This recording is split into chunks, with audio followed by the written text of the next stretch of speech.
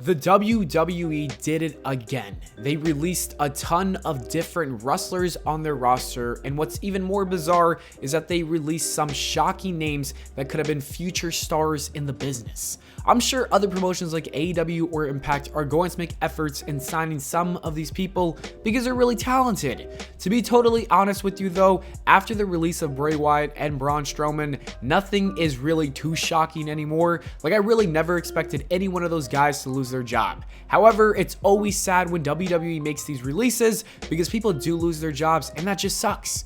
It's also devastating news from a fan's point of view, because someone like me really thought that Keith Lee and Karrion Kross were destined for true success in the WWE. There was even a point in time when I thought that one of those two men could have dethroned Roman Reigns for the Universal Championship. I guess that is never going to happen anymore. Anyways, let's talk about each release and discuss where I think they are most likely going to end up in. The first name on the list that we need to talk about is obviously and most definitely Keith Lee. This is the same man that stole the show at Survivor Series, nearly defeating Roman Reigns in the traditional elimination match. Many thought that that was the perfect seed that the WWE planted for a future feud between these two guys. That is not going to happen anytime soon. In fact, it's probably never going to happen. To me, this is the worst release of this entire batch. Don't get me wrong, it sucks that everyone on this list got released, but this one stings the most because I really thought that Keith Lee could have been a main event player on Raw or SmackDown. He is so good, like you don't even know. There aren't too many men his size that can do the things he does. On top of that, he can also cut a promo with all the charisma that he does have. This is something that the WWE looks for in any talent, and it sucks because he was never given one chance to really shine with a microphone.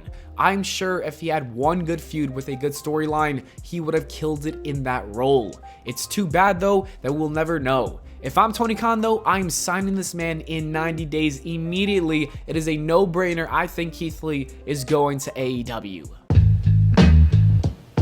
WWE releasing both Karrion Kross and Scarlett was also another very bad decision.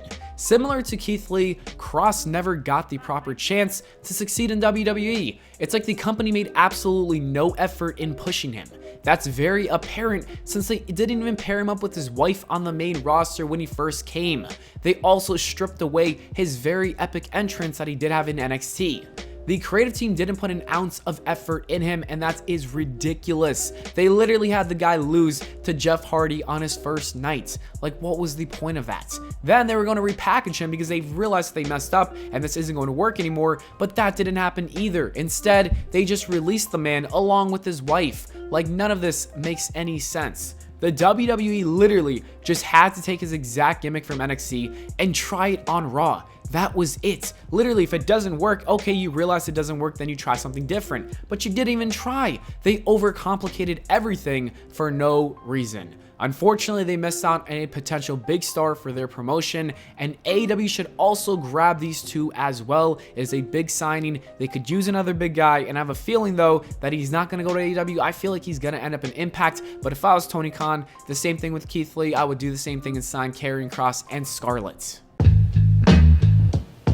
This was actually one of the more shocking releases as well because she is related to The Rock, and not many people thought that she was ever going to leave the WWE because of that connection, but I guess that the WWE finally gave up on Nia Jax since she has been released. I'm sure that most of Nia Jax's haters are probably happy about this release, and they probably are happy she's not wrestling anymore. Personally, I feel like she is not going to wrestle, period. I think she is done and she's retiring from the in-ring competition. I don't think AEW is going to sign her. I don't see NWA signing her. Maybe Impact would sign her, but I think Nia Jax is probably going to focus on other things instead of doing that. If this is the end of her career, I would say that she had a pretty successful one in just the short amount of time she's been in the business. Ember Moon was a dumb release as well. I just don't get why they would let her go when their women's division is so thin. Ember Moon was one of the more talented women in the ring. She was huge for NXT and she put on some banger matches. The WWE didn't even need to make her a champion. No, she could have literally been used to add some diversity to the main roster. Like, I don't want to see these same old matches over and over again. I am sure that we're going to see a long feud between Charlotte and Sasha Banks very soon, and we've just seen it so many times. Like, I don't want to see it again. You know what I mean? Why would it hurt to have Ember Moon enter the title picture for a couple of months just to keep things fresh with Charlotte? Like, come on. It's things like that that just don't really add up to me whatsoever. If AEW wants to improve their roster, they should definitely make an attempt to sign Ember Moon.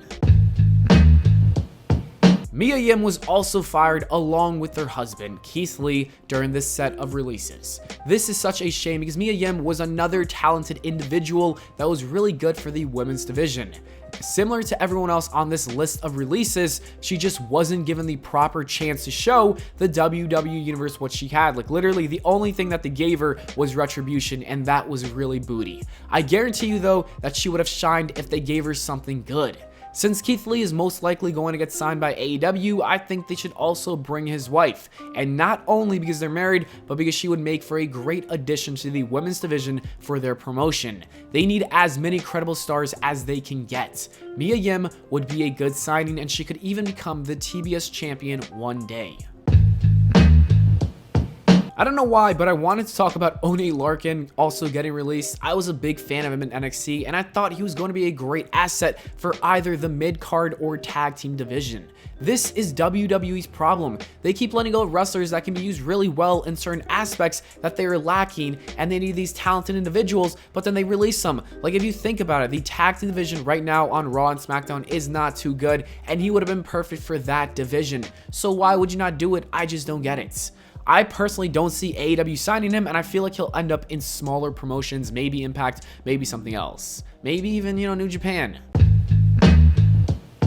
WWE recently signed Harry Smith to the company, and by recently, I mean he was signed in July of this year. I don't necessarily know what role he was given, but I feel like it was something with a backstage producer. But he's also been let go. I think it's so odd that the WWE keeps handing out jobs just to fire those people within months. Like, what is the point of that? Like, just don't sign them in the first place.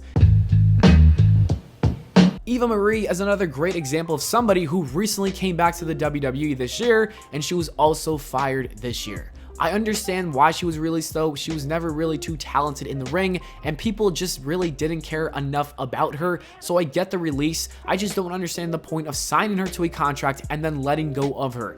At this point, it just feels like the WWE is just abusing the system that they have for their contractors, and that sucks. Like, they can sign whoever they want, and if they get bored or want to let them go, they'll just let them go immediately. Like, that's kind of sick.